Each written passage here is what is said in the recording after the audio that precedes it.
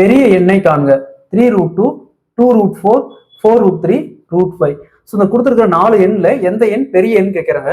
சிம்பிளிஃபிகேஷன்ல இந்த model some கொடுத்தாங்களா, இங்க ரூட்டுக்குள்ள என்ன இருக்கு, 2 இருக்கு. 2 பவர்ல, அதாவது முன்னாடி ரூட்டுக்கு முன்னாடி என்ன வேல்யூ இருக்கு, 3√2 இருக்கு. அதுக்கு என்ன மீனிங்னா 1/3 மீனிங். அதே மாதிரி இங்க 4 இருக்கு. இங்க பவர்ல ரூட்டுக்கு முன்னாடி என்ன இருக்கு, 2 இருக்கு. அப்ப பவர்ல 1/2 மீனிங். அதே மாதிரி இங்க ரூட்டுக்குள்ள 3 இருக்கு. ஸோ இங்க பாருங்க ரூட்டுக்கு முன்னாடி 4 இருக்கு. அப்ப பவர்ல 1/4 அர்த்தம். ஸோ இங்க ரூட்டுக்கு முன்னாடி எது இல்லை, வெறும் ரூட்டுக்கு என்ன அர்த்தம்னா 5/1/2 மீனிங். ஓகேங்களா. நெக்ஸ்ட் இந்த பவர்ல இருக்கிற வேல்யூ மட்டும் எடுங்க. 3, 2, 4, 2. இதுக்கு காமனா எல்சிஎம் எடுத்தோமா 3, 2, 4, 2. காமனா எல்சிஎம் எடுத்தோமா 2ஆல கேன்சல் பண்ணுமா 3, 1, 2, 1. ஸோ அடுத்தது இதுக்கு மேலே எதுவும் காமனா போடக்கூடிய எண் எது இல்லை. 2 × 3 6, 6 × 2 12. ஸோ இதோட எல்சிஎம் பார்த்தோம்னா 12.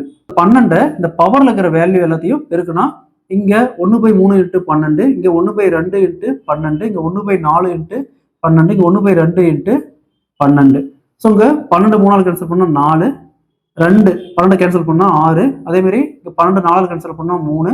ஸோ இங்க 12 2ஆல் கேன்சல் பண்ணா 6.